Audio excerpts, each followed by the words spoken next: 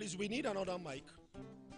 Quickly before the next facilitator comes in, we'll just have a quick introduction so we know each other properly.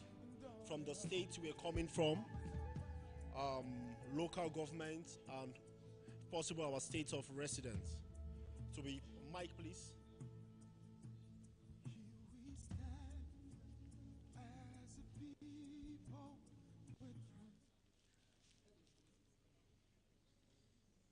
Because we have delegates from the 36 states for this summit. Please quickly, we'll just, your name. Please. Quickly, your name, state. Good afternoon, gentlemen, and my sisters. My name is Samuel Luka. I'm coming from Psj State, within Psj Metropolis. Good afternoon, all. My name is Golu Nenford Goladi. I'm from Plateau State, Kanke local government to be precise. Thank you.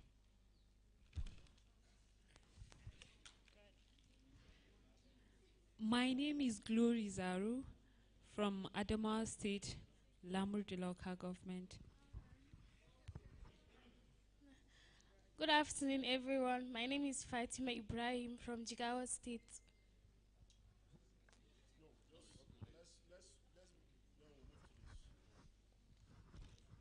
Good afternoon, all. My names are Ihime William Charles, just not local government. Good afternoon, ladies and gentlemen. My name remains Ambassador Kelvin Akerele from Edo State. Good afternoon, everyone. My name is Mohammed Mariam from Kwara State, Moro local government. Good afternoon, everyone. My name is Mariam Doda Abaka from Nasarawa State. Good afternoon, everyone. My name is Olaoye Olushola from Kwara State, Moro local government. Good afternoon, everyone. I remain Comrade Derek Anton Christopher from Kaduna State, representing Kaura local government. Please, when you try to put the mic. Okay, I said I'm Comrade Derek Anton Christopher from Kaduna State, representing Kaura local government. Good afternoon, everyone.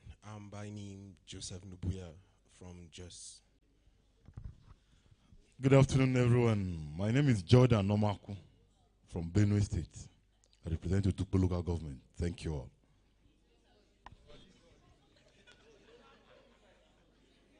Abba Owecho, Abba is my name, from the former food basket of the nation, Benue, yes, from Otukpo local government. Thank you. Good afternoon, everyone. Good afternoon, everyone. My name is Moses. My name is Moses Usagael from Borno, representing Biu local government. Please, let's be calm so that we can hear. Please, did we hear his name? Please come again. Good afternoon, everyone. My name is Moses Usagael from Borno, representing Biu local government. Good afternoon, everybody. My name is John Madu from Borno State, Chibok local government to be precise. Good afternoon, all. Charles Solomon from Adamawa State. Good afternoon, everyone. My name is Isaac Sunday Oga. Good afternoon to you all. I would like to stand on the already existing protocol. My name is Mol Pundani. I'm from Mangu local government. Thank you. Good afternoon, everyone. Please come. He's a politician, so we understand. Please. Yeah. My name is Rejoice Puldu from Plateau State. Rejoice Puldu. Good afternoon, everyone. My name is Emmanuel Kinyu from Taraba State, Sardona local government to be precise. Good afternoon, everyone. I'm Ignatius Nemfort, Plateau State. Good afternoon, everyone. My name is Audu Konumai Sambu from Plateau. Good afternoon, everyone. My name is Shaibu Yaya from Kogi State, Koto Local Government. My name is Habakuk Adamu, Gen 2 from Niger State. Good afternoon, everyone. My name is Mahmoud Anajid from Plateau State, Basa Local Government. Good afternoon, all. I'm Andy Maxwell from Plateau State, Mango to be precise. Good afternoon, everyone. My name is Tijani Shehu from Abuja. Good afternoon, everyone. My name is Ahmad Zaradin from Zamfara State. Good afternoon. My name is Atsu Emmanuel John from Basa Local Government, Plateau State. Good afternoon. I'm Linda Nwemadu from Kano State. I'm Ruth Johnson from Bayelsa State. I'm Amina Umar from Plateau State, just not. I'm Lawrence Zongo from Plateau State, Basa. I'm Ben Atiab Bernard Augustine from Southern Kaduna. Alice Dankaka from Bauchi State. Jonah Enefiok Imo Ogoja, Cross River State. Hello everyone, I'm Chuga Peter Lama from Akwanga, Nasarawa State.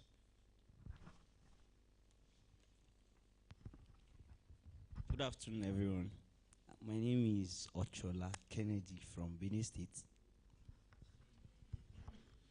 Lonji Akus from Jos North. Ruth Peter from Plateau, Basa.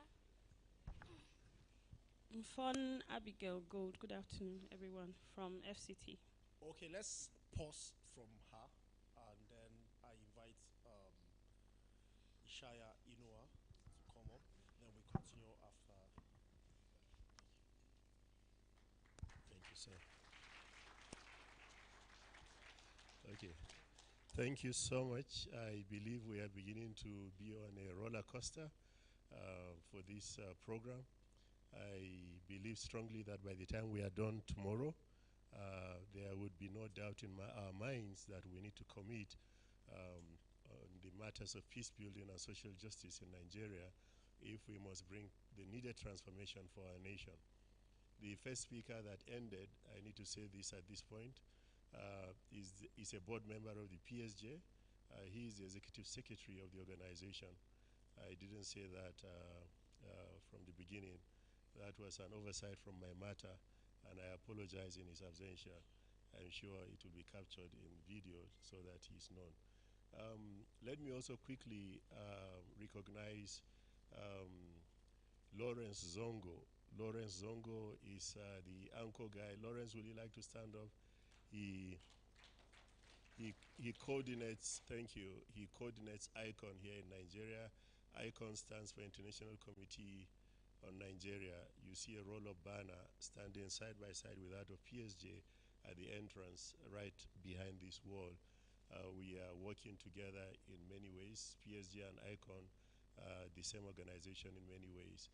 And yeah, I needed to say that. And then Davidson Marlison is here. A few of you might know him. Would you like to stand up and wave? I would have loved to recognize everyone. I mean, thank you.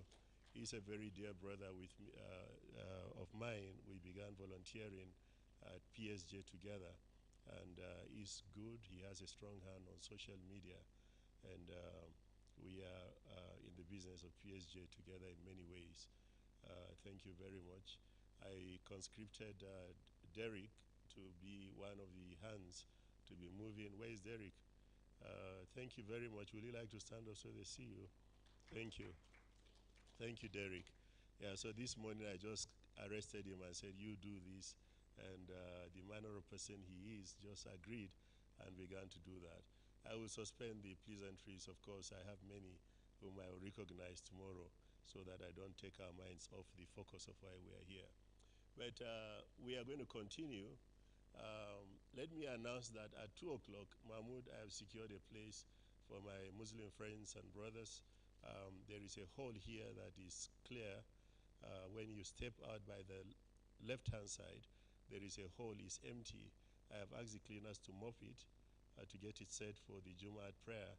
So at 2 o'clock for Muslims, just know that, yeah, so that you are not robbed of Jumat prayer at 2 o'clock. I'm sure Mahmoud, would you like to be the liman, or and then I will be the ladan? Yeah, so please let's converge at 2 o'clock to pray, so that we are not taking things for granted. Having said this, I have the pleasure of having my brother Ben Osawe. You will hear the intro of him shortly from now. I must say this about Ben. He troubled the waters in me to begin advocacy strongly in Nigeria. He trained me on advocacy, and I wanted to carry his bag and bring him in, but he said he's not a GO. I said, no, you are my GO because you brought me into this business. I remain deeply grateful to you, sir, for teaching me and bringing me on this line. And you are always willing to pick my calls and be willing to step in when we ask you to do things. I know your hands are very full. We don't take these things lightly. I must say thank you very much. He is just coming out of a business. He had to take 1 day off his job today, so he will be here with us. Trust me, you are going to learn a lot from him when he comes up. So I'll take my seat as I invite the media to give us an intro profile of him, and then he will take over the stage thereafter. Thank you.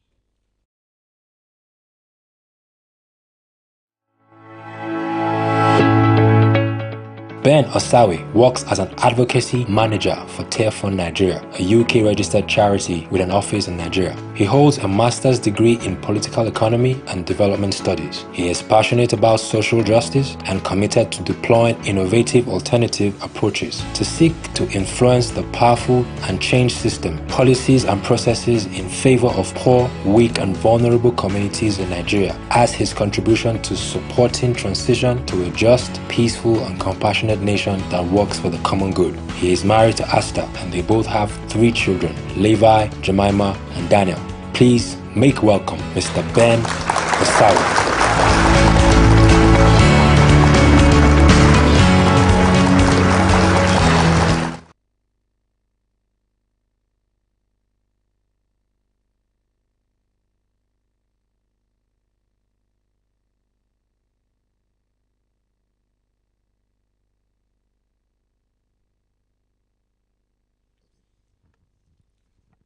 Good afternoon.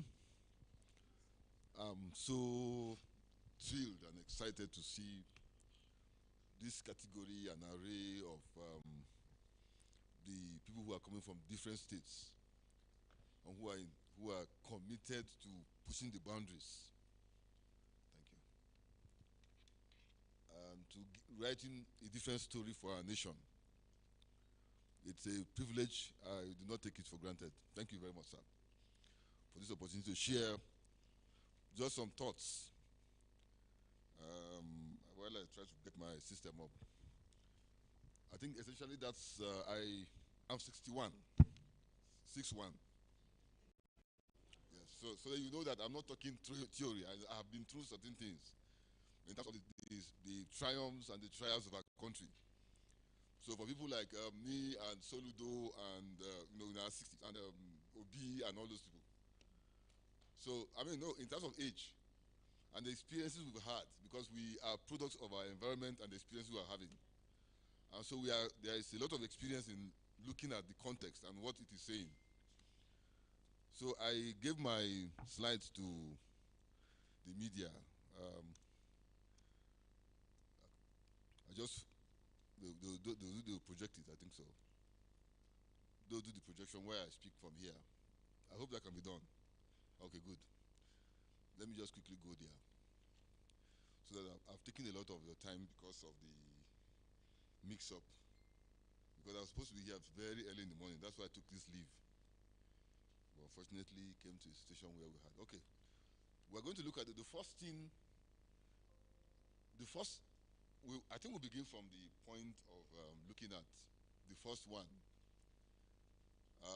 The overview of liberty overview.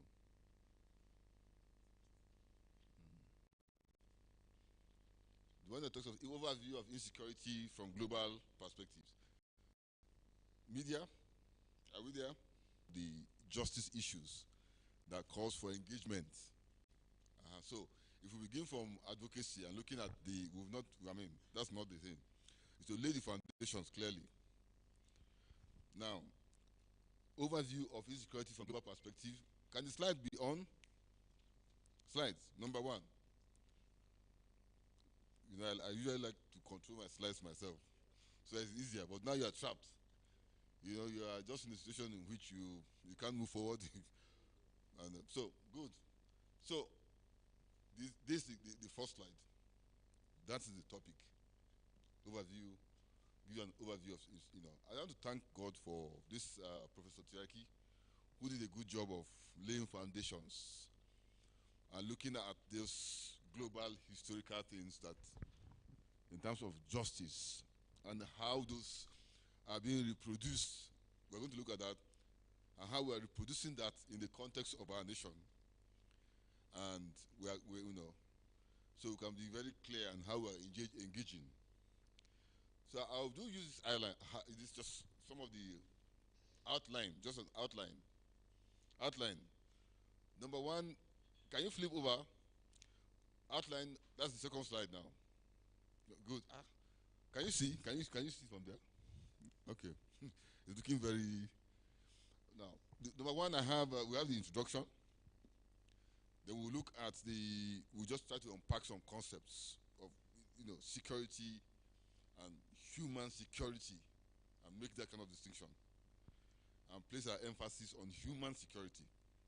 But we'll look at broadly security, a little bit of it, and look at it. Then number 3, we'll look at some causes of global insecurity, looking at what we refer to as those complexities and convergences of things that converge, that trigger some of the things we're also seeing.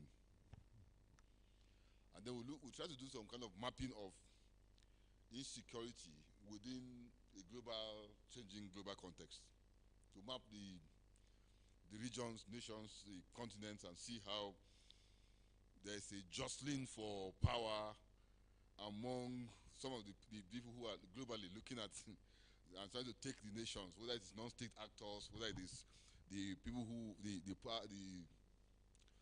traditional superpowers, and then all that. Then the last one will be what is the challenge to us at this time, and that challenge we will see that we're going to take to ourselves and try to locate ourselves. Now, what do we do? How can we begin to engage? So we'll then move into the advocacy one and see how we can look at certain approaches to engage with the issues. Are we together? Now, so if you permit me, I'll go to this introduction here. It's just an introduction here. And to say that, there is everybody in this world today, apart from very little children who do not seem to understand it, small children who cannot comprehend, recognize that the world as it is structured is an insecure place. The world, globally, is an insecure place. And so there are many threats, there are many on different fronts. And so there are emerging nations and threats in different forms. When you think you have finished with one, all the other things are trying to emerge. Now, so you have those crises that are protracted crises, you have violent conflicts, natural disasters, you have persistent poverty, you have epidemics and economic downturns, which impose, of course, hardships and undercut prospects for peace, stability, and sustainable development. Now, so these converging things trigger challenges and threats to us as people who are in nations. And so, if we look at the just unpacking of security, one of the fundamental things we see is the fact that you have just a general looking at dictionary definition of insecurity and things like that. Security. It says it's just a freedom from threats, fears, and dangers. That's just a blanket kind of thing that the dictionary will say. Freedom from fear, from threats, from dangers. And now, historically, And traditionally, the issue of security has been looked at primarily from the point of view of the safety of states, nation states, and countries, and protection from aggression. Are you following? So, I will bring it from there and then move it to where it really connects with us in terms of human security. So, usually people look at security as so long that it's about protecting of states and protection of states and standing against state aggression and interferences and all that, and ensure that within territorial spaces that the country or the nations are secure. That's the very, very traditional perspective. So over time, as these things continue, we discover that there has been a lot of shifting of attention from that kind of general emphasis on security as states and state institutions to security of the human security. Hello? The human beings, we are at the core of why we are committed to ensuring that people are safe and that they are kept from fear and there's freedom from all the things around fear and threats, which compels us to advocate to ensure that people are secure. And so the fact that these approaches we look at, human security looks at the fact of protection and empowerment of the people who live within a space. Hello? So all the emphasis for us is a call to ensuring that people matter. People matter. Honestly. So we matter. Now and so individuals and the security of individuals is so key. So beyond the state security of in the state as state as nation, and then of the component states that we have in 36 states in Nigeria, beyond that, the people who live there, they are the emphasis of why we are doing what we are trying to do, and why I know that you are here. And so in unpacking again the concept of human security, let's look at the UN approach of looking at that. One of the agencies that has actually been connected to defining human security, Human Rights Office of the High Commissioner, looks at the commission itself looks at human security as this one. It says it is that to protect the vital core of all human lives in ways that enhance human freedoms and human fulfillment. Now let me ask you, in Nigeria, where can you point to now in Nigeria and say there is the whole essence, we can be confident that human lives and freedoms and the fact that people are having some kind of fulfillment of the fact that they're humans, where is that one? It's difficult. You begin to search, where can you see that in our country? It's difficult. And so that challenges us to say that we cannot afford to rest, honestly. Before I used to speak of these things, and I used to weep in public places like that, because I used to wonder, how can a country that is so wonderful come to a level where it is crawling on its knees like this, as we are now? It's unbelievable, because you see, people who were born between the 1980s, 90s, 2000s, when Nigeria was in transition, and what they encountered was essentially crisis. They don't understand how a nation is supposed to be, what we were, and where we were coming from. Are you following me? It's a journey. So people who were born particularly the 90s, and there are many here in this hall, what they have encountered, what they have seen is the fact that they begin to look at things that are abnormal as normal, because that is what they have seen in the context in which they live, both from the state in which they live, and so they don't understand that this is not the way it was before. It wasn't the way it was. And so, when I tell my children, look, this was how it was before, they begin to wonder, in this country, I say yes. As students in ABU, you go to UK, I mean, God forbid, how can you go and stay on a queue that you are looking for a visa to go to UK? For what? Why? There's no need for that. No, it's true. Because we automatically, particularly during the summer, they put banners, Nigerians are welcome here in their shops. Why? Because Nigerians are the big shoppers, the big spenders. So the doors, you just go and you get visa on arrival. You don't, a student's visa, students, enable you. So you begin to wonder, how come they do this send like this, so that you come to get a visa now. You send all kind of documents that you have in this life to prove that you're going to come back. I'm telling you, it's so demeaning. You send your children's picture, send everything, the personal things, you send it to the embassy in Abuja. And then you look at it and then somebody says, no, then on balance of probability, I don't agree. That kind of nonsense. They're going to come back. What is there? Just cold and nonsense. There's nothing there. Just cold. In UK, what is in UK? Or US? Anyway, let me not go there. Let's see. Now, human security means protecting fundamental freedoms. Freedoms that are the essence of life. Okay. Freedoms that are the essence of life. You need to protect them. So that's why we are here. And we believe that we need to protect human freedoms that are the essence of life. 2, it means protecting people from critical, severe and pervasive widespread threats and situations, just as we have here across our country. It means using processes that build on people's strengths and aspirations. Putting all those definitions together. It means also creating political, social, environmental, economic, military, and cultural systems that together gives people the building blocks of survival, livelihood, and dignity. Human dignity is so core that we do all the things we are doing like that to ensure that we have freedoms and dignity of the human person. And that's the kind of thing. But here, a situation where people are, you have a situation where you are so threatened that you basically sleep, you are just wondering what's going to happen next. Yes. On this up, down the up.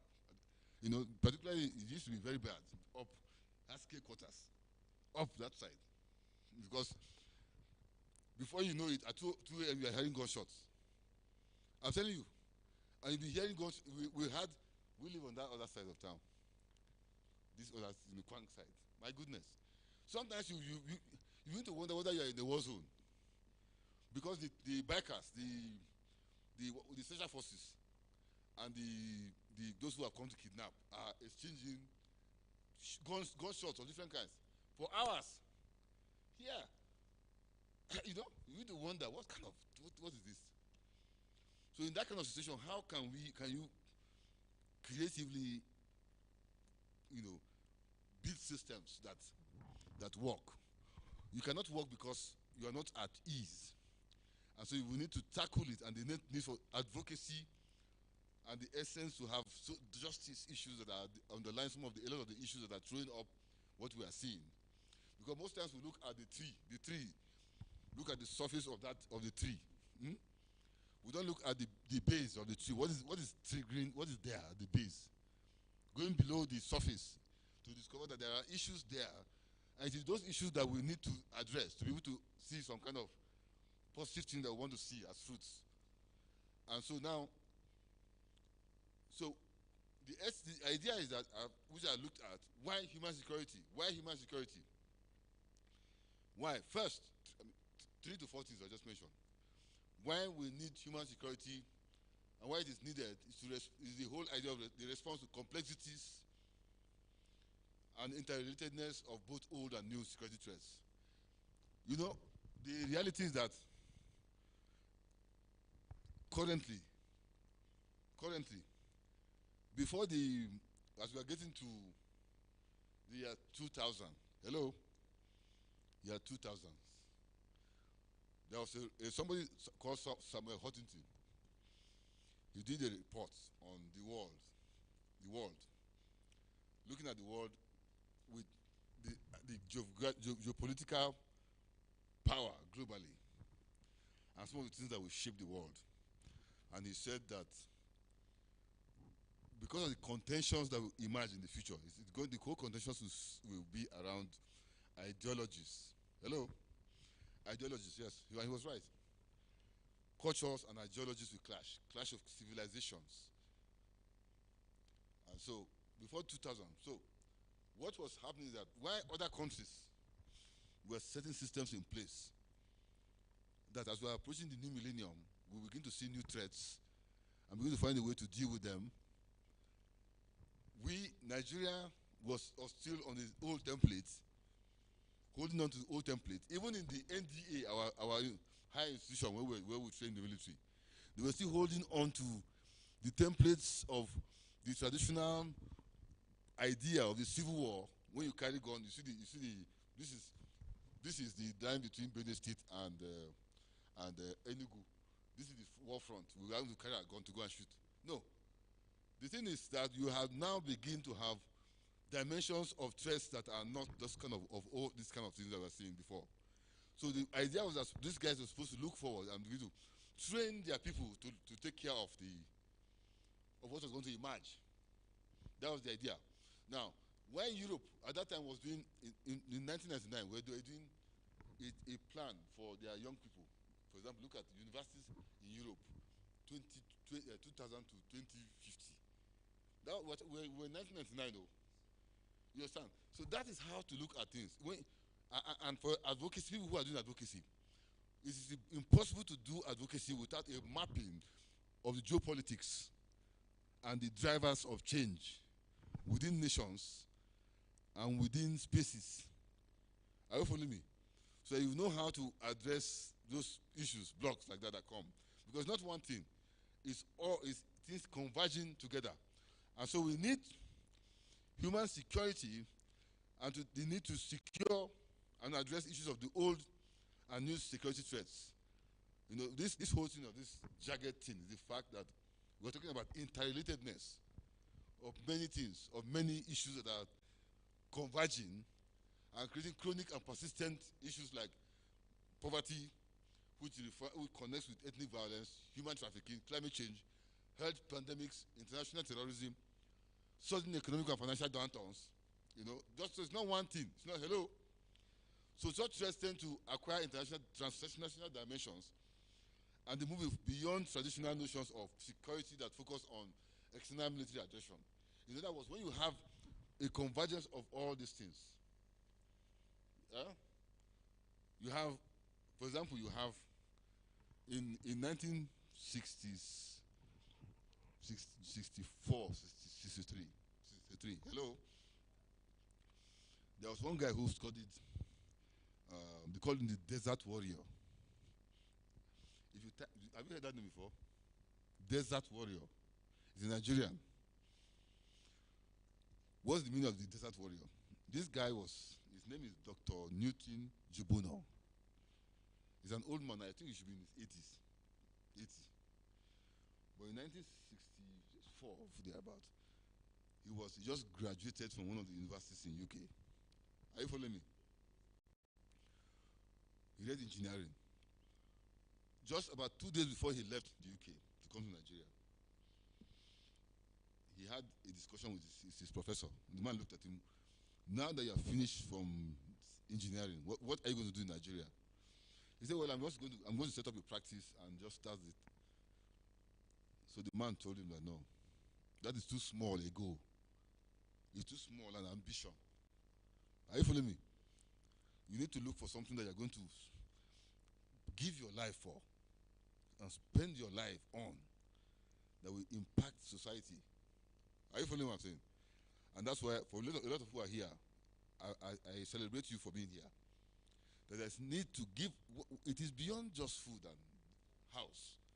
Life is beyond all those kind of things.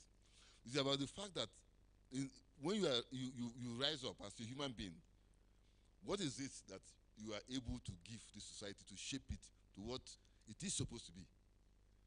Which is not something that is difficult to understand. So he decided to come, and he was challenged. He got into the aircraft and was coming. So when he was coming, he was flying over the Sahara Desert. Are you following me? And then from there, he looks in his window like this and saw the desert. That was in the 60s, 64, 60, yeah. Within him, something told him that you see this desert is going to wipe off the communities in the whole of the north of Nigeria and will cause a lot of disruptions also going down the other part of the country. 1964. Everything. So when he got to Lagos, he decided that this desert, I'm going to fight this desert till I die. To call attention to the fact that we need to address this desert in a way that it will not push this country and cause the kind of challenges we are going to see. And since 1964, he has been doing that. As an old man now, even the UN, they still call him to go up and down. So the whole idea of calling him the desert warrior is the fact that he used to organize teams across, from Kano, I don't know, to go, and young people to look at what needs to happen so that they see there's the green wall that's been built, the Great Green Wall, to address that challenge. Why I'm saying that is, you see, complexities like that, just one I'm giving, of the shifts of this desert impacting on people's lives, impacting on their livelihoods, impacting on, and when they discover that they can't deal with it again, the next thing is to shift also and to move to other populations, and those populations will have a collision with the other people who are coming in, and so you have those things that are triggering so many things like that. So there are many convergences. So it is. Secondly, we have human security is required as a comprehensive approach. Comprehensive. In other words, it is not one thing. If you see a multiplicity of threats, you need to provide a comprehensive approach to address it. Now, and you have new opportunities to tackle such threats in a manner that is integrated. It's not one particular thing. And so we have human security threats cannot be tackled through conventional mechanisms alone. Instead, they require a new consensus and acknowledges the linkages and the interdependence between development, human rights, and national security. So there are dependencies and connections. So drawing attention to a multitude of threats, that's why we're connected to that cut across different aspects of human life, and thus highlight the interface between security development and human rights. And the need to promote an integrated, coordinated, people-centered approach to advancing peace, security, and development. Now, you see, one of the things that needs to happen is a lot of people, Nigerians are a lot very, very impatient with concepts. Now, if you don't define your concepts very well and create the understanding, and people are rushing to intervene, you're going to have problems. If you don't understand the concept and the linkages between the concepts and how things connect. Now, so that's why I'm taking my time to lay these foundations, and then I'll begin to connect it with very concrete things that connect and shape Nigeria as we see it now. Hello? That emphasizes and challenges human security in our country. So now, there are certain key things around the characteristics of human security. Where we are concerned, and why we're committed, is the fact that, look, we're talking about people, an approach that must be people-centered. So what is the driving force inside? Is the fact that people must be secure. The whole idea that communities and human beings must be secure to fulfill what God created them to be. It must be multi-sectoral. It must be comprehensive. It is not one particular thing. It's about the fact that it is multi-sectoral and comprehensive. It is context-specific and it's prevention-oriented. I mentioned 1, 2, 3, about five things. You are doing advocacy. You can do advocacy to prevention-oriented. As you tackle social justice issues, you can prevent issues before they happen. Now, it is context-specific. You must define your context to look at the issues within specific context. Issues within context can relate to other contexts, but cannot be taken wholesale in terms of intervention the same way, and just like copy and paste. You don't copy and paste in context. You know that contexts differ. Hello? Now, and it must be comprehensive and multi-sectoral and people-oriented. So the people must be at the center of any plan, advocacy thing you're doing. People, multi-sectors, multidimensional and comprehensive. Now, let me just, as I come here, let me look at some building blocks of the various types of human security, various types, and then I'll relate it to something. Sorry, just a minute. I did not put my phone on silent. Sorry.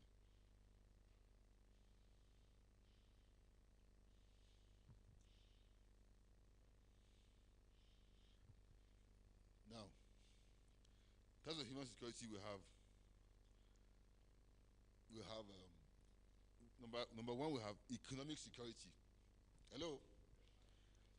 If you don't have, and you have persistent poverty and unemployment, what is likely to happen? Huh? What's going to happen? What is likely to happen? You are going to you have challenges. That is a real thing. It is not that you need to guess. And we're going to look at the concrete numbers in terms of Nigeria to understand some of the things that we are seeing and imagine. Now, if you have food insecurity and you have hunger and famine, what's going to happen? You'll still have the same kind of problems. So the security can be in the form of health. When COVID came, we recognized that health is an issue. If an entire workforce is wiped off, or entire military affected by the COVID, you know that's a challenge for us as a people. So health is a massive thing, and that's why people, I don't know, why are we like this? Nigeria, honestly, when George Bush was there, George Bush, the son of the other George Bush, who was president. If you remember well, if you look at, he came up and it is not rocket science, I beg. To look at, all of us here now can sit together in this room and we do a mapping of Nigeria and a focusing of the drivers of change in our nation, and are able to perceive what are likely to happen geopolitically. Are you following what I'm saying? So it is not something that when Nigerians will say, no, God forbid, it did not happen. No. And so we're not prepared. No, I'm telling you, we are a very funny people, very brilliant people, but funny. You have people who are just sitting down and wait for something to come to their house and meet them. They're going to run up and down. You know, this guy said, okay, look, he heard that there was a pandemic 100 years earlier. And he was told that, look, we need to, as US, prepare for this pandemic that might emerge again. Are you following me? Now, they put systems together, but they didn't follow it. US went during Bush, and they also suffered so much. Now, but when they were showing those videos of the George Bush talking about those issues, Nigerians now took the thing and put it as a conspiracy theory that the US was the one who was part of the thing. No. As early as 1999, there was a study done by the Council for Foreign Relations of the US government. Well, the thing was, it was not a hidden document. It was they have archived them. They said, for goodness sake, looking at the world as it is, what will happen in 2000? They said, for countries like Nigeria and they listed the other countries, because of this level of poverty and unemployment and illiteracy and all the other things they put together in a basket of trouble, they said Nigeria would likely to have non-state actors, insurgency movements that could emerge and test the state. Hello? So it is not that they then created some things, as Nigerians usually think sometimes. Many times, if I'm not sometimes, that they created it. No. I can show you some of the scenarios that we built also, scenarios that we built. You can build the scenarios also. It's impossible to do advocacy without building scenarios of what are the emerging forces, what are the centers of power, what are the things that will shape the context of Nigeria going forward between now and 2030. Are you following me? Within the parameters accepted by God as human beings, we are limited. But He has given us the capacity to look at the emerging winds of things that are shaping the context and be able to decide that, yes, and then begin to take steps to prevent those kind of things. So, environmental security, and it is clear, environmental security, the environmental degradation, resource depletion, natural resources and pollution, they are all issues that are here with us. You know, look at the entire Bayelsa state, Kogi state. Look at what's going on there in terms of the floods and other things that are happening. So those are key things that in 2012 there was a disaster. Hello. Then people say, okay, it was Lagdo Dam they opened in Cameroon that brought water here. Okay, that's 2012, 10 years ago. No, but what happened after that? That's the issue that you are talking about. You see, so we have a problem, but I thank God that for you who are here, I know that accepting to be here means that you are stepping out of the normal thinking of in the box of how the Nigerian states and people run to look at our society again. Now, if we look at personal security, physical violence, crime, terrorism, domestic violence, child labor, and all that, those community security, inter-ethnic, religious, and other ethnic-based tensions, political expression. Can we go back to that table? Can we just see the table so that we can be able to identify them? And then I want to make the connections very concretely. Political, okay, good. So you see the various forms: personal security, physical violence, crime, tension, terrorism, domestic violence, child labor, community security, inter-ethnic, religious, and other identity-based tensions, political security, political expressions, human rights abuses, and all the other things that are there. Put together. And these things, I imagine, not that one will come today and then we'll give you some space to adjust it. No, they are emerging together on the nation. And so unless Nigerians understand that we need to step back to engage differently, we'll continue to suffer like this, unfortunately. Are you following me? Now, let's take a concrete case study to make it, so that you can connect with it very well. The next slide. Nigeria, a case study of what we are seeing and the relationship between all those things that shape our context and human. Yeah, I think, have you seen this before? How many of us have seen this one before? Last week, it was released, this data on multidimensional poverty in Nigeria by the UNDP collaborating with Nigerian federal government, MBS, Bureau of Statistics, the Oxford Center for Poverty and Human Development, and the UNICEF. Multidimensional poverty calculates access to 4 key issues. No, globally, 3 key issues. 1, health. 2, education, right? And then it had a third one. But for Nigeria, specifically, this was enlarged to 4 things. Health, education, we have what they call work and shocks, which is employment and security. Are you following what I'm saying?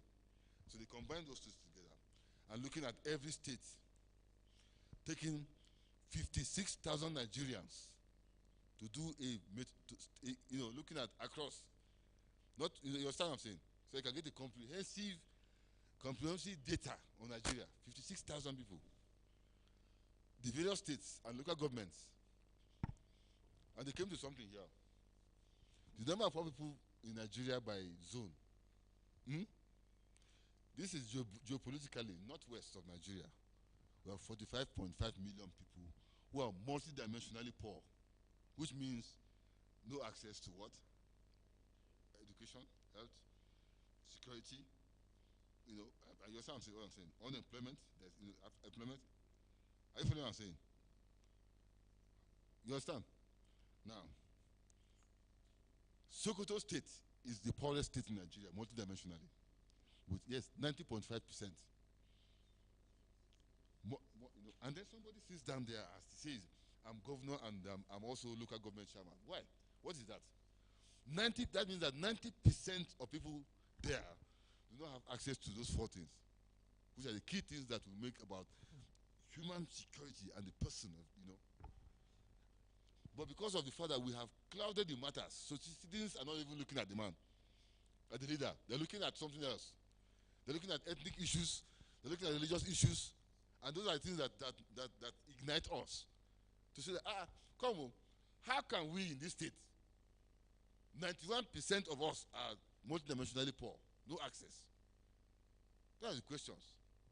Now, go back to that data and see the other zones. In Northeast, you have 20.5 million multidimensionally poor.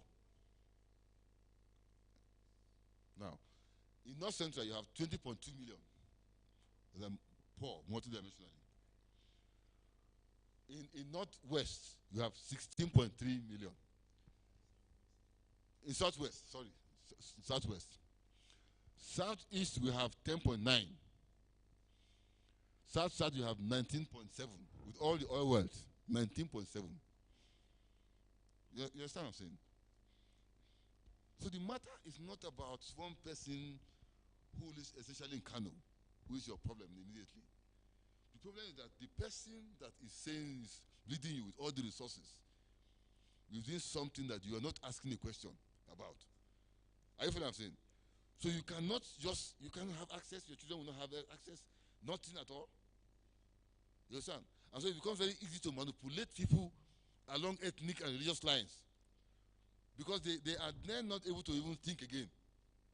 Because of emotions and sentiments. The issue is this. How come a country that is, according to the statistics, 216 million last week, UN, the world is 8 billion people. Nigeria is the 6th most populated with how many people? 216 million people. Are you following me? Our growth rate in terms of population is 2.7. Eh? Our economic growth rate is less than 2.7. In other words, our population is growing is lagging behind the economic growth. How can you have peace? How can you rest? And so you have 133 million Nigerians that are multidimensionally poor. That is about 63% of Nigerians. 63 are multidimensionally poor. I mean, I can't understand. Who is left? No, look, John, it's true. Rural multidimensionally poor, 100 million people, urban 27 million people. Now, when you put all those things together and each of the state numbers, Plateau State, where we are now, is the 5th poorest state in our country. For this data, number 5, after Sokoto State, Jigawa State, Gombe State, Plateau State, and guess what? Guess the 5th one. Guess the fifth one. Yeah? No. The 5th poorest, multidimensionally poor state in Nigeria is Bayelsa State. So you ask yourself, how can Bayelsa State, with all that oil wealth, how many are Bayelsans? There are very few. So the question is not anybody. It's about governor and everybody, what is going on. That is what advocacy should be looking at. The social justice. And the need to secure the fundamental freedoms and the rights of the people of the place. Not, battles, small battles about some ethnicity or religion. No. The fundamental questions Nigerians need to ask is the fact of these issues that are not so clear to us.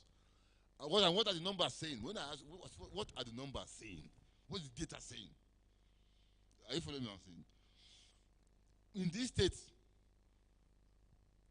the last time I did the debate for governorship candidates in the state, about 5 of them came on TV.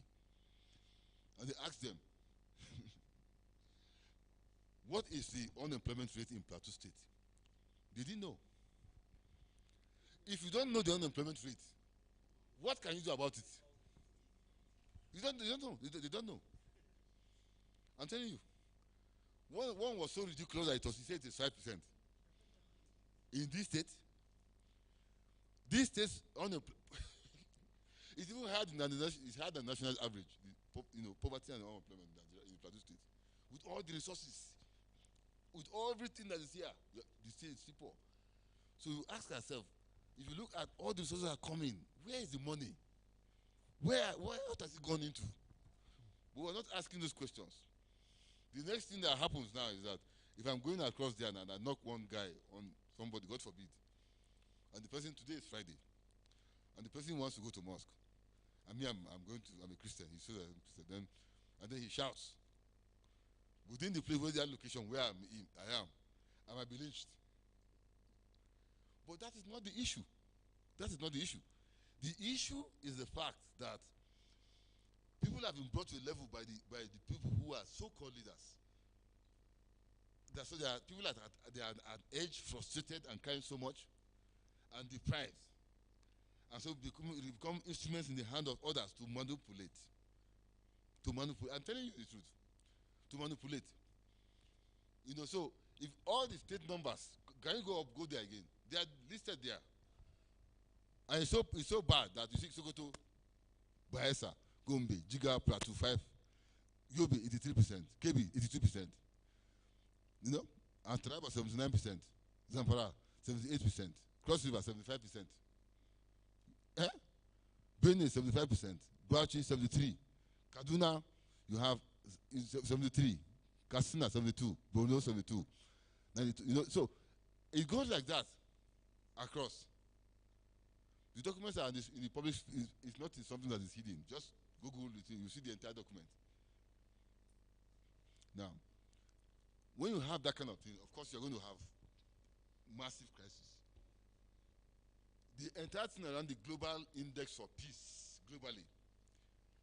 If you go to the next slide. Go to the next slide. Next slide.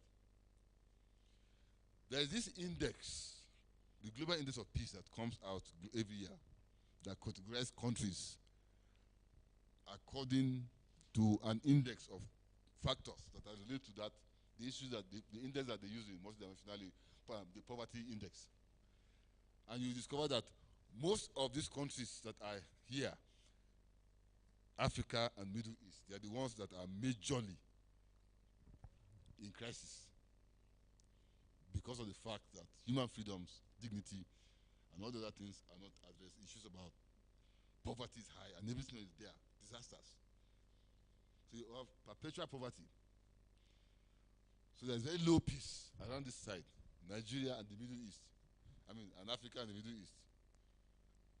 While this other side, you have more stable countries, So it's a challenge, when you have a problem. Nigeria is a very fragile country. And we are a fragile, very, very fragile country that if you look at go on to the next slide. If you look at the fragile state index that measures our fragility and the stability of our country, along 4 things. You have the cohesion, economic indicators, political indicators, and social and cross-cutting indicators. If you look at those 4 pillars, and you go down to the issue here, you have security, you have elites that are not together, you have group grievance. That's why we don't have a social cohesive society. We are 116, Nigeria. We are in terms of the terrorism index, we are number 4. So after Afghanistan, Syria, Iraq, we are just there. It's not honestly, it's not a very interesting thing. Very sad, very, very unfortunate, because we created a situation like that. And I thank God that you are here, because it's about coming to a place where you say, how come? People are saying, no, we need to chart a different story. Now, if we look at the next indicators, economic decline. With all the oil resources, Nigeria is the only country now producing oil. There are many things we don't know about ourselves. We don't know the quantity of oil we have that we produce, that we export. We don't know our population. Then how can you develop? You have economic decline. There's massive economic decline as it is now. In fact, I was privileged to be part of. Fitch, F-I-T-C-H. Fitch rating, very good. Fitch is in the US. The rates states, nations, their economic and all the other things, and how they are credit worthy and all that. I attended one of this thing online 2 days ago on emerging markets. Look, we are not even in contention. We're not in the space. We're not there. They just treat us, Sub-Saharan Africa, not only Nigeria, Sub-Saharan Africa. We are not even, because I'm telling you, that's why they don't have regard for us. Because we just created a system for our own self that is a mess. With our own elites that are working with also their crooks. Because if you look at the oil theft, for example, in Niger Delta, that theft cannot happen without some collaboration internationally. You see? So you have an elite that is not together, is factionalized, and just desires to do things for itself. So you have uneven economic development, human flight and brain drain. We're getting to a point where you can go to a hospital for months you're not able to see a doctor. Because our young people who are studying medicine, they have not even finished writing the exams, the MB exams. They are already writing the exams to go outside, to go and work. So it's a crisis. So you have all these things, political indicators, and that nation is very fragile. State legitimacy, public services, human rights, and rule of law. And you have demographic pressures, refugees and IDPs, external intervention. So you have all this fragility, and Nigeria is not fragile, and which challenges us that of necessity we must as a people do something. So you have all the things that if we look at, having looked at that and look at the mapping of global peace, and look at the essence of human security. Can you help me do something? Some people I think they are praying for me. Can you just stand up? They are praying like this. So that means that they're sleeping. Just stand up. Let's do one small exercise. Stand up. Stand up so that you can yes. Because you're sitting for some time. Just stand up for some brief moments. Now it's just that so just do what I do. Just do what I do. Now, at this point they are playing the World Cup in Qatar.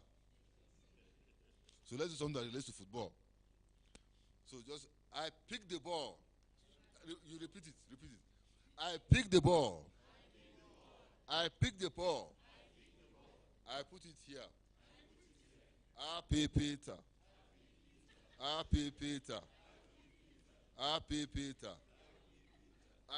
ball. I pick the ball. I put it here.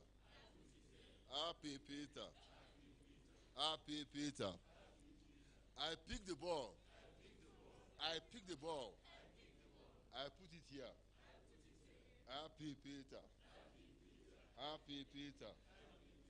I pick the ball. I pick the ball. Oh. I put it here. I pick the ball. I pick this ball. And I sit down with it. Okay, sit down. Okay. So it just allows us to shake a little bit. Because we are tired, but let's not be tired. Let's go. We are going somewhere. We try to unpack concepts. After unpacking concepts, we moved on to looking at defining the whole thing around human security, and then look at the profiling of nations and all the things around fragility of nations and peace indexes and all the other things that we looked at, and came to look at those connections with Nigeria and why we are fragile. We're looking at the poverty, multidimensional index of poverty. If you look at the poverty map, you discover that it is so strange that in the northwest of Nigeria, if you compare the number of voters in the northwest of Nigeria, I have the figures here. I can show you those figures. You compare those figures, and you take other zones also, compare the figures, and compare with the poverty map that I just showed you. you feel so sad. In Kano, where you have how many million voters? About 22 million or so voters, according to this latest by voters. So you can ask yourself, voters, we voters, is this the best you can get by making us poor? But we're giving you the votes. You're making us poor. Is that what we bargain for? It's not correct. And that's the thing that people we should show the people who are trying to lead us. What we get for voting for you is to deliver poverty. No, that's it. Look at the numbers are there. You understand? So, and other across the zones like that, if you look at the numbers, it's so sad. It tells a very sad story. Now, if we move on to the causes of global insecurity, let's move on. Now let's discuss some of the key causes. Key causes. Go on to the slide that looks at causes of global insecurity.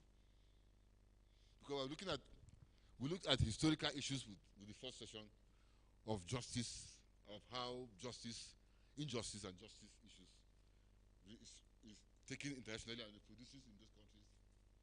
So we're looking at some of the causes internationally of what spins insecurity globally, apart from the local things like causes like our own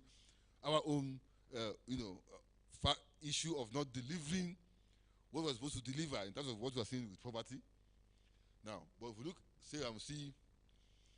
let's take this one: globalization and insecurity. Globalization and insecurity. Now, what is globalization? It's a word that you know very well. What is globalization? Now, let's just look at it from that. This word, just talk about, it's about growing interdependence of the world's economies, cultures, and populations brought about by cross-border trade in goods and services, technology, and flows of investment, people, and information. Hello? So, because there's this flow of cultures, there's flow of populations, migrations, information, technology, and all that, this thing and all the other things that have emerged that cannot be controlled like that, So those shape populations. Because of one tweet, millions can die in Nigeria today. I'm telling you, because of so you can imagine how powerful those information flows are. And if you look at even the budget of the BBC and the Voice of America, you'll be amazed what the annual budget of those countries are. BBC Africa, for example, what you'll be sure, because you ask yourself, why do they spend so much money on this their program? Why? Because they use it as a tool to shape minds. I'm telling you the truth, because what we hear, yes, we internalize some things. There's a perspective that they push together. If you look at the Qatar World Cup, are you following what I'm saying?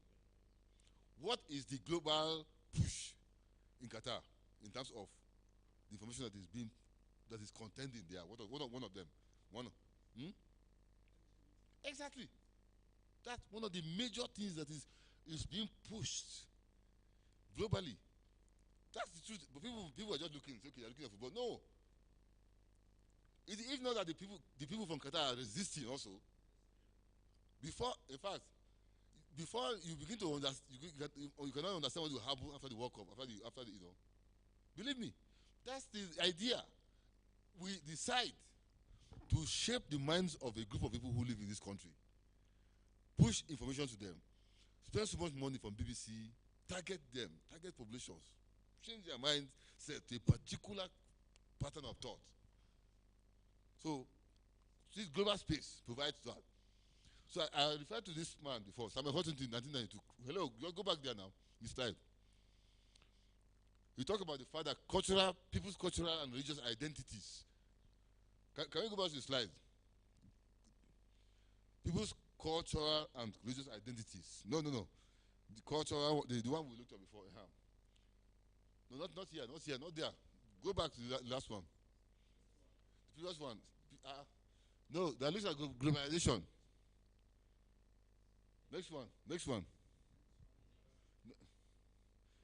Yes.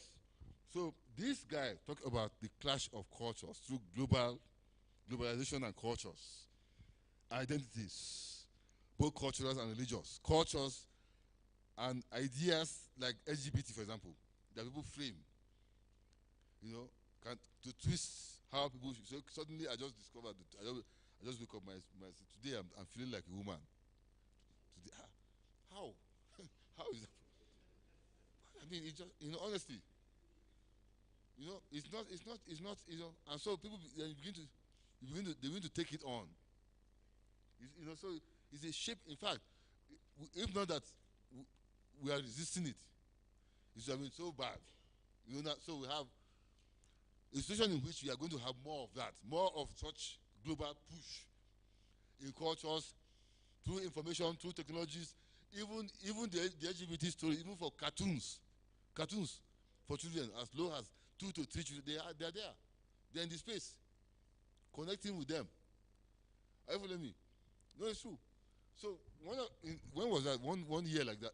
What was that? So they did this cartoon, this book, and they call it. It's a very colorful small storybook, and Tango makes three. And Tango makes three. It's a story of two penguins. You know penguins? Penguins. The two story of people can spin stories that can change entire societies. This book is for 3 to about 7-year-olds. Look, between ages 0 to 9, the fundamental principle in a child for understanding justice, for understanding key moral issues and values, they are set at those ages, 0 to 9. And so, if you miss it, the next phase, which is 9 to about 12, if you miss those ones again, you are in soup with that child. So what they do now is to come into this space, the first pillar, 0 to 9, create this storybook, and they call it "And Tango Makes Three." It's a story of two penguins, male penguins. Hello, who are in a zoo in somewhere in the US, who then suddenly had a child. Two male penguins. How? You understand what I'm saying? They did purposely for children of 0 to 7, 9. Now, so that book became and what they did was that within a short time, the book became a bestseller. Because the advert was massive, entertainment was massive around it. Before you know it, the book was number 1. Every child, they tell my daddy and mommy, please buy me this book, and Tango Makes Three. You understand what I'm saying? People began to read it. So some people just took it and read and look at it. They said, no, we have to fight this thing. We have to fight it. They went to court to stop it, that they should ban the book. They battled in the court, but they succeeded in banning it. But when you ban something, people will then begin to look for it through the black market. The book began to sell more than, yes. Children want it. So, and that's how global ideas, they push those things also within here, in our space. And those things shape cultures and cause problems for us. Now, there's a second thing. Apart from globalization, is the whole thing around number two, instruments like the natural resource one. Number 2, next slide. Next slide. Good. No. That's number 2. We're looking at courses. We looked at globalization and the pushing of ideas, information, technology, and everything that is pushed to shape nations and to create situations. 2, the whole thing around the connection between instrumentalizing of natural resources, gold, lithium, nickel. We have what we call the PMG minerals. PMG, you know what PMG means? The platinum, platinum, rhodium. You have osmium. There are those minerals like that. Very strategic minerals. Are you following what I'm saying? And somehow those minerals are plenty in Africa. In Nigeria, it is plenty. Also, hello, platinum, high grade, which is higher than the 80% of the platinum in the world is gotten from South Africa. Nigeria has platinum, which is with massive quantity in where? In Niger State, the Suleja area. As we are speaking now, the federal government knows about it. Federal government of Nigeria knows about it. They have made it public. But we have a system that is created where artisanal miners are having access to that thing. We have a region of lithium. Hello? You know what lithium is used for? Yes, thank you. Now, as electric vehicles are being created, lithium are so key in the EVs, electric vehicles. They are so key. Now we have lithium in Kogi, Kwara. It's about 5 states. Massive one. Are you following what I'm saying? But we're in poverty. I understand if the federal government said that Elon Musk, you know Elon Musk? Elon Musk requested the federal government that they want to mine the lithium because he wants to use it for electric vehicles. The minister talked about it. Very open. It's not just Google it and see the discussion between minister and what he said. They refused. They told him no. They had a good reason, but they missed it also. The reason was that we don't want you to mine the thing like that and take it raw material. We want you to add value, which is good. But if you are giving him a proposal, are you following what I'm saying? To follow up, yes, for the jobs, for the factories and all that. You did not provide that. You just said no. So the man left. So it's there. And other people are having access to it. Are you following what I'm saying?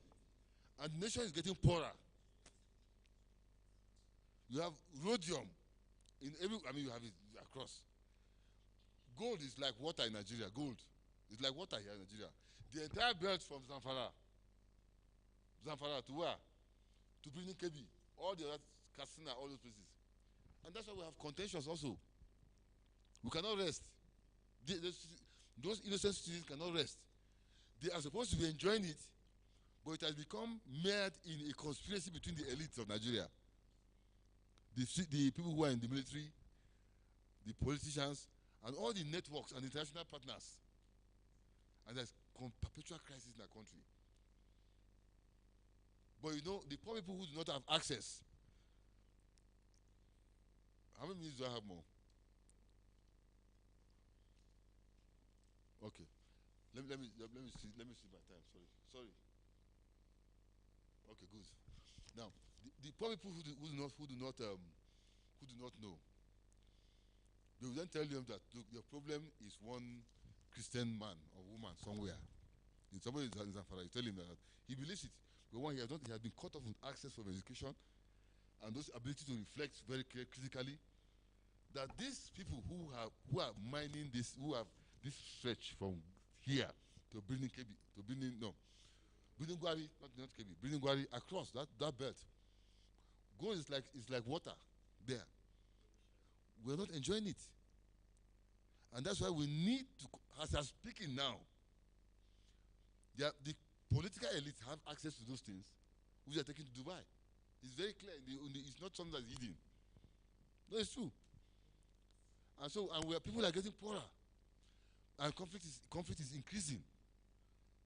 And so, the whole thing about the federation that is a challenge on its own, the way it is structured, without asking the question, because land is a critical issue. Land. You say yes, because the discussion around land and the minerals therein, if Nigeria does not access it, our children we shall continue to suffer unnecessarily and have perpetual crisis. Because the international community they have an idea, they have an interest also there, and working with the local elite, of course, they're going to have problems. So the minerals are one source of which God has blessed us with it, but we are suffering and in conflict. So lithium, as I talk about Kogi, Kwara, Ekiti, Cross River. You have nickel in Kano, in Wudil, in Kano. And so in Wudil, you still begin to have conflicts also. It's not for you to begin to think in platinum in Niger. You begin to have problems there.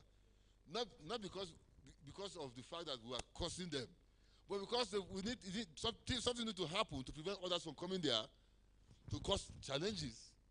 for the local populace and for our country by taking them off and then contending over it to cause confusion. You see, so those are the kind of dynamics that are arising and causing those pressures.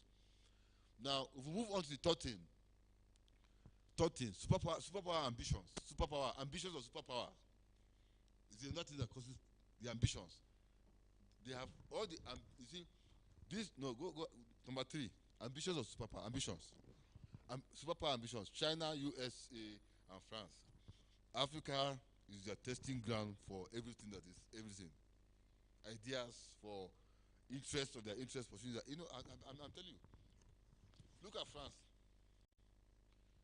Since 1968, for example, 1968, France has been mining through 2 companies. Uranium from Niger Republic. 1968. You can imagine what is 68. They are using it for their own, you know. Arriva is the major company that is the nuclear receiver of that uranium. And it's across Africa like that. DRC and all those countries like Nigeria that are wealthy. You have those influences there. Whether people accept it or not, there are those influences also that are triggering these things. You know. So we have superpower ambitions. China, you know what China is doing across, using their loans to catch people. They use their loans to catch us. They hold us. China loans and USA also. Now, the fourth one. When they have their own powers, you know, I told you about the clash of cultures. Samuel Huntington. He said that cultures will contend. Now, other people who are saying that, are you the only ones that will enjoy this thing? They are also creating their own ideologies. Like the jihadists, for example. They also have ambitions. No, yes, true. They have ambitions. And that's why in Mozambique, Nigeria and all that, you have this challenge of insecurity also. Because they're also contending. Zamfara, in fact, Gino, you know this Gino tomato? Gino paste, tomato puree. Yeah. Somebody foolishly convinced, Gino is an international company. Somebody foolishly convinced them that they should set up a tomato processing plant in Kebbi State. You know what happened to it? Do you have what happened to that plant? They spent more than 500. How much to establish that factory? Fantastic factory, machineries and everything. But what happened? They assured them that we can protect this place. Nothing will happen. Now, for goodness sake, you and the national company, how can you listen to somebody? The political risk of Nigeria is too high to invest that kind of money in a place where bandits own the territory. No, it's that's the truth. That ISIS, they own it. They are their own. Then you go and put that kind of factory, 500 and so much money. I'll get the figure. They went there. They put some APC, these armored cars, armored tanks, so you can protect the place too, and some policemen there. The bandits just left them for some few weeks. Some few weeks. Then they came for them. Since July or so, that factory has been closed. They chased everybody away. They killed the policemen. Yes. So it is their territory because the minerals there, they've accessed it, and they cannot leave so soon. But believe me, with the Chinese people also there, and the political elite. So those contentions, those challenges and ambitions are challenges that are also a problem. Number 5, climate change and climate refugees and migrants is another challenge.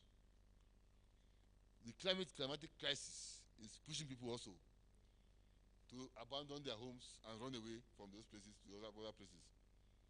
And they're contentious also. So if we map, before I round up, if we map, you know I have 2 sessions. So I'm just going to take my time to make the linkage. Just as I said the patterns so I can go in and have a seamless flow. If we map insecurity within a changing global context, and we'll see the 10, next slide, and we'll see the 10, don't worry, I'm looking at my time. And we'll see the 10 major incidents. 10. From January 2018 to 2020, you see that every month you discover the rate of the kind of challenges that we have globally in terms of the number of incidents that are rising across globally. If we move on, there are 10 key, seven key globally known perpetrators and those who cause deaths through incidents and their tactics. 10 organizations, 10. Number one on the list is Talibans. The Taliban. Go next slide. Yeah, Taliban. Yeah, this is Talibans. If you look at the numbers, and since 2018 to 2020, of people that they've killed, of their the tactics, kidnapping and all other tactics that they've used, bombs and all that, and the number of people who have died, they have been a challenge in terms of globally and how they have impacted on security and globally. The next one. Number two, the ISIS core. ISIS core exists around Syria. Hello? Syria, Iraq. And looking at the same kind of numbers, their numbers and their tactics. And what is happening, you discover that there's perpetrators and these incidents and the fatalities that they cause. It's a challenge. If you look at the third one, Al-Shabaab, in the Horn, Ethiopia, around the Somalia and all that places, Kenya, and the kind of challenges that they are also there. It's also a massive thing. If you look at ISIS in Congo, DRC, because of the minerals that are also there, and the interests, and that Southern African region, you discover also the kind of pain that those organizations have caused and the global insecurity that they have spawned. Boko Haram, which has also caused a challenge for all of us. We know very well. We are here and across the Sahel. And the networks that they also built across the Sahel, with ISIS and others. Then you see ISIS West Africa, in Mali, Burkina Faso, and all the other regions that are, And the thing is that last week they had a meeting, what they call the Accra Initiative, which is supposed to tackle and address, because this thing is being pushed beyond the Sahel states of Niger, Mali, Burkina Faso, and beyond that, they are pushing to the coastal states of Senegal, Kosovo, and all other states, Togo, and Mali. So it's a massive ambition to drive the ideologies, to also look for take care of the territory and look for what is there. So there are contentions. There are contentions that are spawning those issues. So it is not about essentially somebody being a Christian or a Muslim. There are major interests also. Are you following what I'm saying? There are manipulators of the system also. So ISIS in Mozambique is about the gas. It's about gas. It's about oil. Are you following what I'm saying? So ISIS is pushing and hitting the government forces there also. So the contentions are there. No. So what is the challenge for us as a roundup for this session, before we look at our advocacy thing and look at how we can proceed? Look at advocacy as a concept and how we can engage in the next session. The challenge for us is that by taking this story, I want us to look at something. The story, next slide. Next slide. Next slide. Next slide. Next slide. Next slide. Now, here.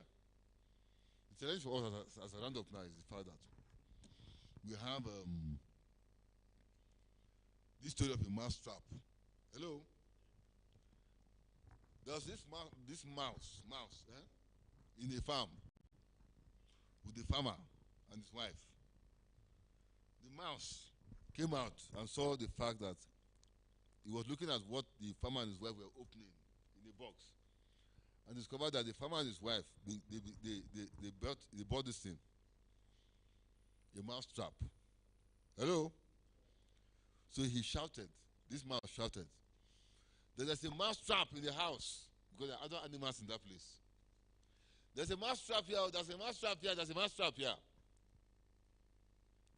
He ran to the chicken there's a mouse trap in this house. The chicken said, and so what? What's my word? Yeah, it's your problem. You're a mouse. They bought a mouse. They didn't buy a chicken trap. They bought a mouse trap. Are you hearing what I'm saying? The mouse ran away, and went to meet the goat in that farm. There's a mouse trap in his house. The goat says, what is it? What are you making noise for? Then it ran and went to the cow. There is a mouse trap. Mouse. Is it not a mouse? It's you that it's been bought for. So you should sort out with it. Now, that mouse trap was kept somewhere to trap the mouse. But in the night, the mouse trapped a snake. And the snake was wriggling and struggling. And the snake then did something. When the farmers were heard that the thing, this way the mouse trap, she said, the thing has caught the mouse finally that's disturbing us in this farm. So she did not look, and she went and stepped on the snake. The snake then bit, because the snake was annoyed, because he caught the tail of the snake. Bit her on the leg. So she shouted. Her husband came.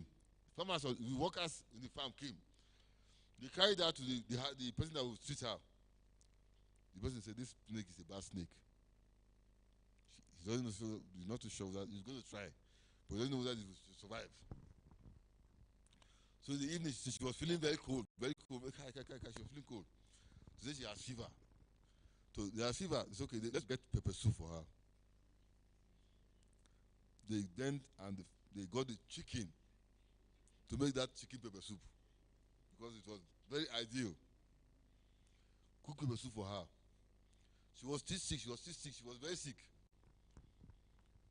As she was sick, she died.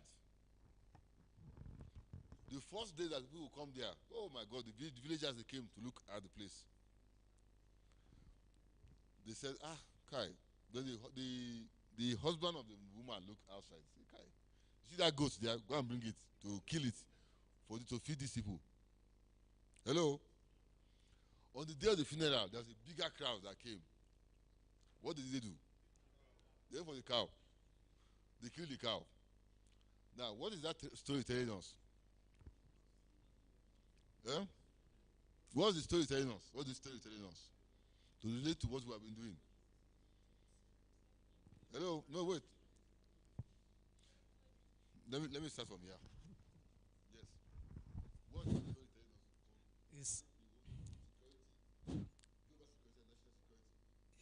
Is telling us to take issues of security with all sense of responsibility.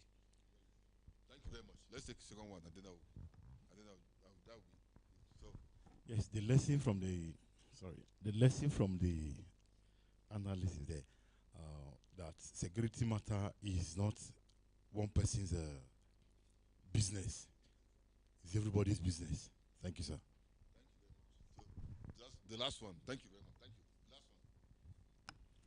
The threat to the security of one is the threat to the security of all. Very good. Thank you very much. All of the three of you, thank you very much. Thank you very much. You have done very well. That's essentially it. If we say we are not concerned, we will also be consumed. Now, the call to all of us in all of this, and the challenge to us is the fact that whatever it takes, we as a people must of necessity be connected with yourselves and with other people who are not in this space now, to make sure, look, nations are not built by angels. Let's not be deceived. Nations are built by people who decide. It's a decision to create an alternative system. If we look at that quote, let me tell you the quote by Einstein as we start to round up. Albert Einstein. That quote that says something about problems. Go ahead. Push ahead. You see? No. Go where? He said that the significant problems we face they cannot be solved at the same level of thinking that we were when those problems were created. Do you understand what's going on? When the Nigerian crisis was created and we are having the challenges we are having, the problem that led us here, we cannot continue in the way we are continuing to think. We need to decide. They have to put us in new thinking to create, just as we have come here now. We cannot afford. We have a very last chance between now and 2023 going forward. Between Nigeria is at a critical stage where there are certain critical decisions that need to be taken to put a system that works for all. If we continue along this path, Nigeria, God forbid, what will happen? Now, when people talk like this, in 2007, looking at those reports that were created, somebody said that the US said, after a reflection that they did on Nigeria in year 2000, that if Nigeria continues along this path, by 2015, it's going to collapse. Then, in the House of Assembly, the House of Reps, they took it up. They say, God forbid, it can never happen. That is not the approach. The approach is to look at these global reports, look at our society.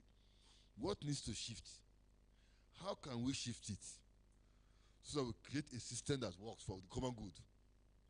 That's what the discussions. Are you following me?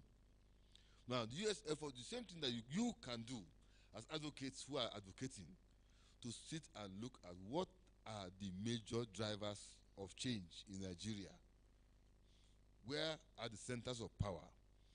How can we engage with these global systems, national systems within our country, to ensure that we deliver a nation that works for the common good?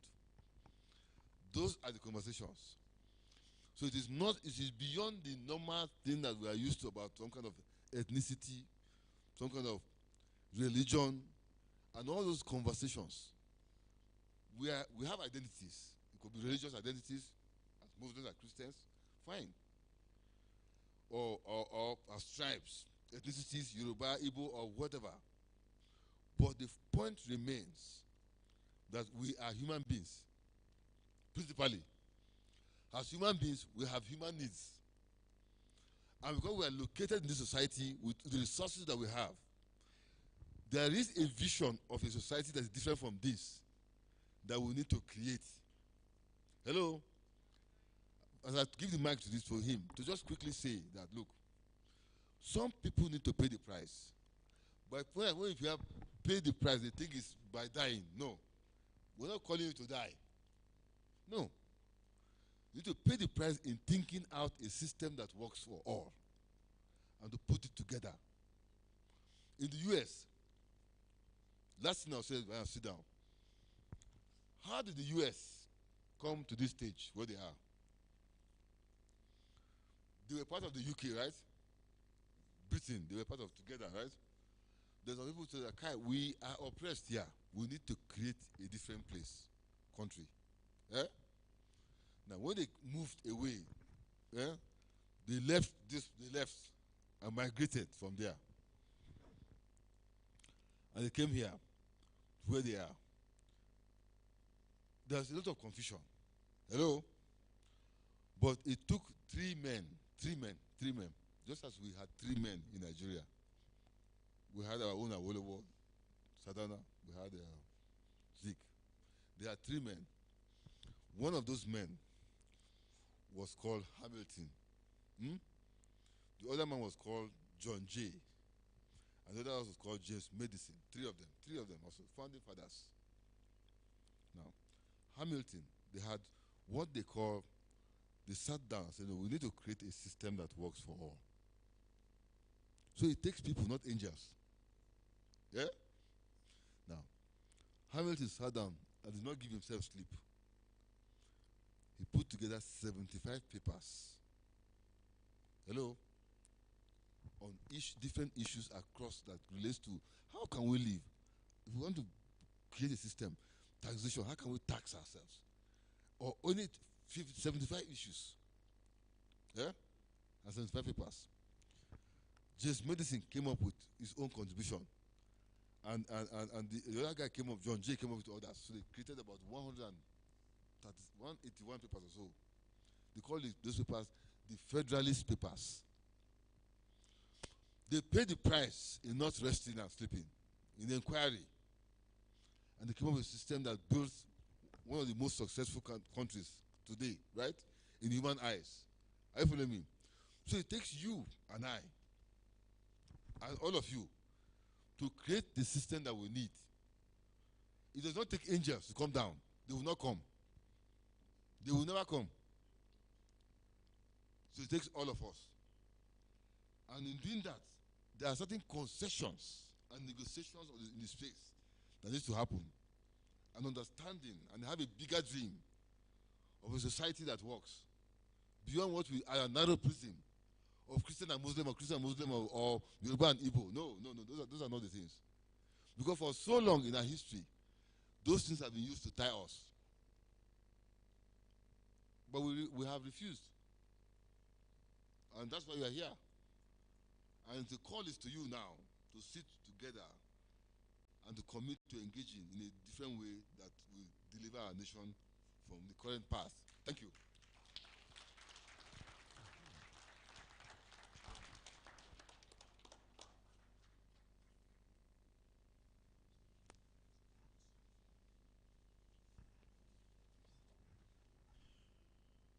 Okay, thank you very much, sir, Mr. Ben Osari. We appreciate your knowledge. We have benefited from your pot of knowledge this afternoon. Please, we will move down to the cafeteria for our lunch. By 2, the Muslim brothers will have our Muslim brethren in our midst will have their prayers. The hall is already clean and prepared for you. You'll meet there at 2 p.m. But please, now we can move